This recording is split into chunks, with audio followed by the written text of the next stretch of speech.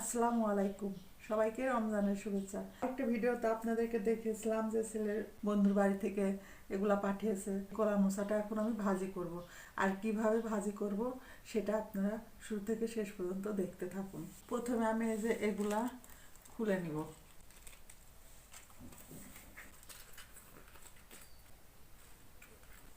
এই তো দেখুন, আমার সবগুলা কলার খোসা থেকে মোচা এড়ানো হয়ে গেছে। এখন আমি সুন্দর করে বেছে নিব। এই যে কলার ভিতরে, এই তো দেখুন, এই যে এটা শক্ত, এটা কাটলেও সিদ্ধ, ভাজি করলেও সিদ্ধ হবে না। তো এই এই জিনিসটা এভাবে ফেলে দিব, আর এভাবে একটা একটা করে সবগুলো থেকে এগুলো বের করে ফেলে দিব। এই তো দেখুন, আমার কলা মোচাটা বাছা হয়ে গেছে, আর এই যে কতগুলো শক্ত বের হলো। এখন আমি সুন্দর করে এটা কেটে নিব।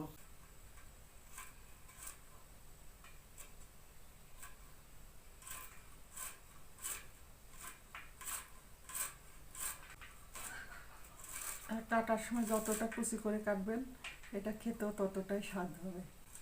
যে কোনো জিনিস কাটায় সুন্দর না হলে রান্নাতেও সুন্দর লাগে না। আর কাটার সময় এরকম পানির সঙ্গে হলুদ দিয়ে গুলিয়ে নিয়ে ওর ভিতরে রাখবেন, তাহলে কষটা সুন্দর বের হয়ে যাবে আর কালারটাও কালো হবে না। আর এভাবে আমি সবগুলো সুন্দর করে কেটে নেব। এই তো দেখুন, আমার কলার মোচা কুচি করে কাটা হয়ে গেছে। এখন আমি কিভাবে রান্না করব সেটা আপনারা দেখতে থাকুন। এখন আমি এগুলা সুন্দর করে ভাপিয়ে নিব। এত পানি গরম হয়ে গেছে, এই পানির ভিতরে এখন আমি এই কলা মোচা কুচি করাগুলা দিয়ে দিব। এই তো আমার কলার মোচাগুলা ভাপিয়ে নেওয়া হয়ে গেছে, এখন আমি নামিয়ে নিব। এই তো কলার মোচা ভাজার জন্য কড়াই গরম হয়ে গেছে, এখন আমি পরিমাণ মতো তেল দিয়ে দিব। এর ভিতর দিয়ে দেবো তেজপাতা, এলাচ আর কয়েকটা দারচিনি। মশলাগুলো সুন্দর ফ্লেভার বের হয়েছে, এখন আমি কুচি করে রাখা কাঁচামরিচ, রসুন, পেঁয়াজ দিয়ে দিব। পেঁয়াজগুলা ভাজা হয়ে গেছে, এখন আমি কিছুটা গোটা জিরা দিয়ে দিব।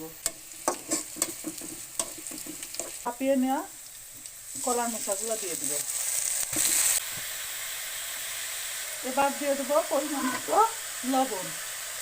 আর এটা তো হলুদ দিয়ে ভাপিয়ে রেখেছি, ওই জন্য আর হলুদ দিলাম না। এবার আমি এটাকে কাছে ঢাকনা দিয়ে ঢেকে রেখে ভাজি করে নেব। এই তো কলার মোচাটা প্রায় ভাজি হয়ে গেছে, এখন আমি সামান্য একটু চিনি দিয়ে দিব।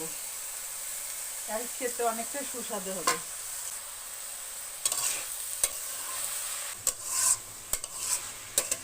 এই তো দেখুন, আমার ভাজিটা হয়ে গেছে, এখন আমি নামিয়ে নিব। এই তো আমার কলার মোচাটা ভাজা হয়ে গেছে। তো আমার রেসিপিটা যদি ভালো লাগে তাহলে আপনারা এইভাবে একদিন বাসায় তৈরি করে খাবেন। আমার চ্যানেলটাকে সাবস্ক্রাইব করে দেবেন, আর লাইক, কমেন্ট, শেয়ার দিয়ে পাশে থাকবেন। আজকে এ পর্যন্তই। আগামীতে আবার কোনো নতুন ভিডিও নিয়ে আপনাদের মাঝে উপস্থিত হব। আল্লাহ হাফেজ, আসসালামু আলাইকুম।